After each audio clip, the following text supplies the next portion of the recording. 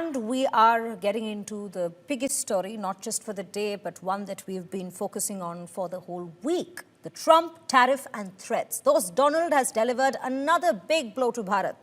After announcing an extra 25% tariff on India, the total tariff now stands at 50%. Trump has threatened to impose secondary sanctions in addition to that. Trump also hinted that U.S. administration could impose more similar sanctions on China. U.S. has imposed the sanctions as a penalty for continued import of Russian oil, bringing the total tariff to a staggering 50%.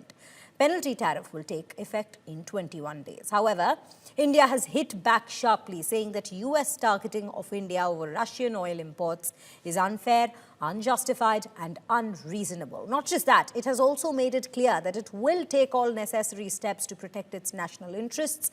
Meanwhile, sources have told India today that India is ready to counter Trump's tariff tyranny. Government sources have suggested that the Prime Minister's office will review the impact of Trump's new tariffs with the Ministry of External Affairs and Commerce Ministry officials.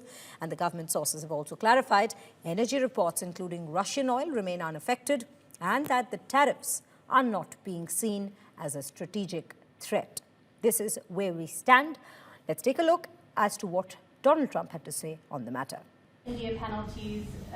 Do you have any similar plans to enact more tariffs on China as it relates to their purchases? Could happen. Depends on how we do. Could happen. There are other countries that are buying Russian oil. It's okay. Like China, for instance, It's buys okay. more. Yeah. Why are you singling India out for these additional sanctions? It's only been 8 hours.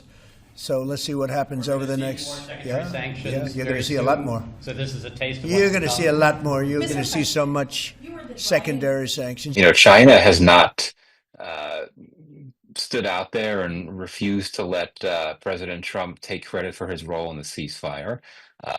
China has not had its leader have a long conversation with Trump on the phone and essentially dictate to him, well, what's right and what's wrong. These are things that happen with India. And so I think that that's why perhaps President Trump would reserve some of his greatest ire on the trade and tariff front for India and for the Indian government. Indeed, it's a double standard, it's hypocritical, whatever you want to say, but I do think that that might help explain why India, which is, has been such a close partner of the U.S., has been singled out for particularly harsh treatment by the U.S. president. Unfortunately, given just how the relationship has been developing in recent days, this new announcement is not all that surprising, and the president has also appeared very committed to following through with tariffs. And in that sense, despite the potential impact